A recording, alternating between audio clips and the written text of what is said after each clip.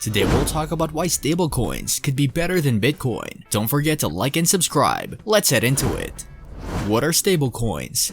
Stablecoins are a form of cryptocurrency, unlike Bitcoin and other speculative coins. However, stablecoins are nominally pegged to underlying assets in order to limit price fluctuations. This stability has made them the currency of choice for buying other cryptocurrencies. Stablecoins first emerged around 2014, but their use has grown rapidly since the start of this year. In January, there were about $30 billion worth of coins in circulation. By October, this had risen to more than $130 billion.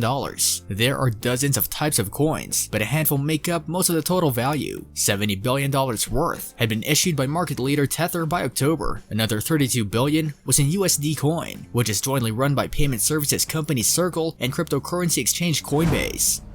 How are they used? Customers buy stablecoins from exchanges, with some of that money, in theory, used to purchase reserves to provide asset backing. Stablecoins can then be used to buy other cryptocurrencies. Compared with wire transfers of dollars, stablecoins can settle deals far more quickly. That makes them suitable both for acquiring volatile cryptocurrencies and for shifting out of them in case the price falls. Stablecoins have also found uses in decentralized finance, where they can earn income for customers in a variety of ways, including being lent out to other users or providing liquidity for trading. In the offline world, there are also reports of stablecoins being used for cross-border transfers in places where access to dollars is limited. To which assets are they pegged?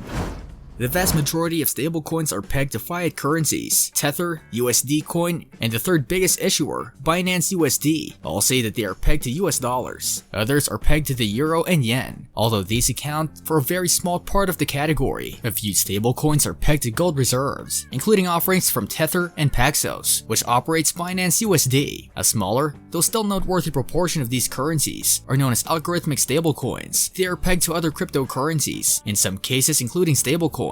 Their algorithms are meant to create and destroy coins in order to avoid breaking the peg. The largest of these, DAI, has about $6 billion worth of coins in circulation. What are they backed by?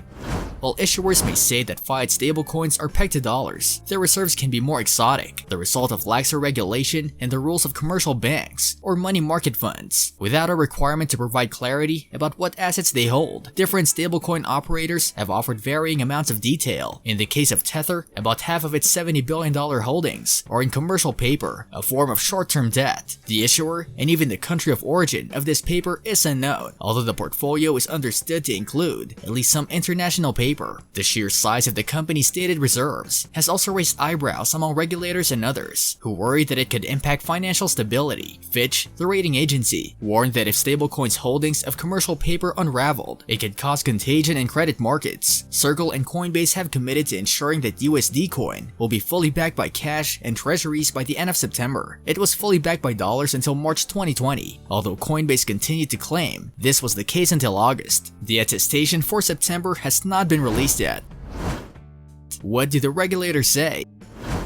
Tether has long been in regulator sights. In February, it paid $18.5 million to settle with New York Attorney General Letitia Jones, who accused the company and sister exchange Bitfinex of covering up massive losses. The investigation said that, for periods of time, the company had no access to bank accounts anywhere in the world. Despite its claim that it held $1 for every Tether, neither company admitted wrongdoing. There is now a growing belief among regulators that the whole sector needs to be reined in because of the risks around consumer protection, the effectiveness of monetary policy, and the stability of the financial system. In the US, the President's Working Group on Financial Markets, led by the Treasury, is working on a report due out soon, which will set recommendations on how to regulate stablecoins. In the UK, the Bank of England has warned that stablecoins must face difficult questions. The Financial Action Task Force noted last year that the mechanisms for stabilizing the assets could present avenues for market manipulation. A report released by the Committee on Payments and Market Infrastructures, part of the Bank for International Settlements, and the International Organization of Securities Commissions in October proposed bringing stablecoins in line with existing standards for payment systems and clearinghouses. Stablecoins offer potential for excluded populations in emerging economies, populations under threat in humanitarian settings, according to Jane Thomason, co-founder of British Blockchain and Frontier Tech Association. With currencies around the world nosediving, The coronavirus pandemic has exposed the urgent need for low-cost, direct digital transfers. Thomason also believed that adopting blockchain technology can help resolve general concerns for emerging markets around cross-border payments, stating whether it's remittances or welfare payments, they can be made directly into their wallets cheaply, efficiently, and transparently. Blockchain technology is also improving female financial inclusion, helping women strengthen their socioeconomic status, improving household business outcomes, as well as bolstering resilience in the face of financial shocks.